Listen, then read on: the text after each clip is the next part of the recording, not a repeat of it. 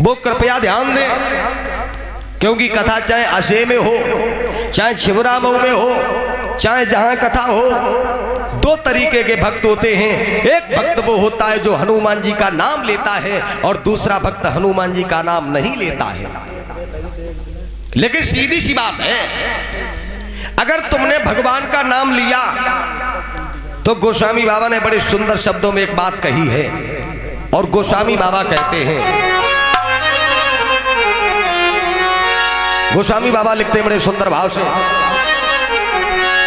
श्रवण बंत को अस जग माहि,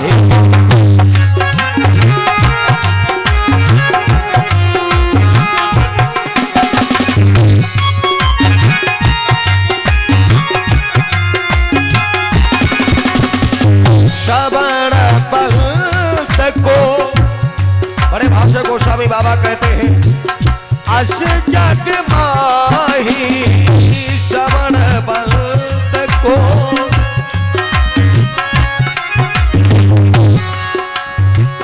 ये नहीं न रघु, बड़ी भाव से लिखा है, ये नहीं न रघु पति चरित सुहाई,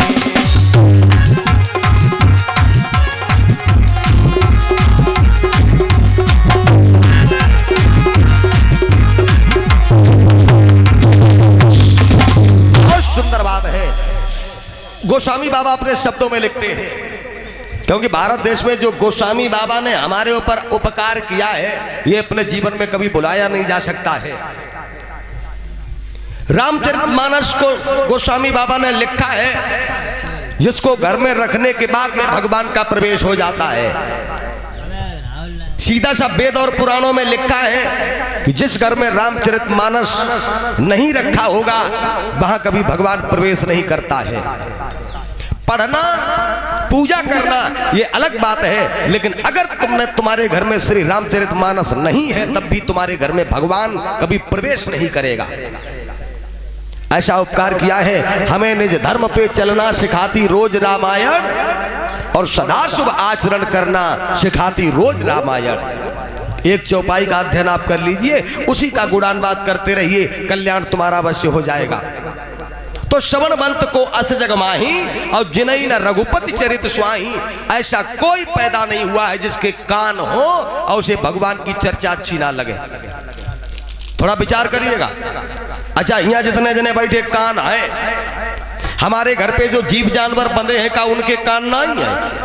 कान तो उन्हों के हैं। तो रामचरितमानस के हिसाब से देखा जाए तो भगवान का चरित्र उसको भी अच्छा लगता है, लेकिन हम में और उसमें अंतर यह है, हम सारे काम बंद कर देंगे और कथा में चले आएंगे, लेकिन जीव जानवरों को कथा कितनी भी अच्छी क्यों ना लगे, लेकिन ना तो ये तुमसे कह सकत कि हमें कथा में ले चलो, और ना जे खुदा ही सकत। ये मनुष्य का जीवन है। बड़े भाग मानुष तनु बाबा, और सुर दुर्लभ सदग्रंथन गावा। तो सीधी सी बात जा है कि जो चुपचाप बैठे रहे, चौथा दिन है, जा कथा बड़े ध्यान से सुन ली जाओ, और जाके बाद हम तुमसे अब 3 दिन जो बच्चे बामा एक अवदा जाना ही कहें कि तुम नाव ले, लेकिन हाँ जाओ जरूर है कि अगर तुम्हारो मन चले तब नाव ली जाओ। तो जिस समय भगवान का गुणानुवाद हुआ, जो लोग चुपचाप बैठे रहे उन्हें क्या मिलता है, और जो भगवान का नाम लेते हैं उन्हें क्या मिलता है। एक बार की बात ऐसा सुना गया कि भगवान की कथा को सुन लेने के बाद में मनुष्य के सभी दुख दूर हो जाते हैं।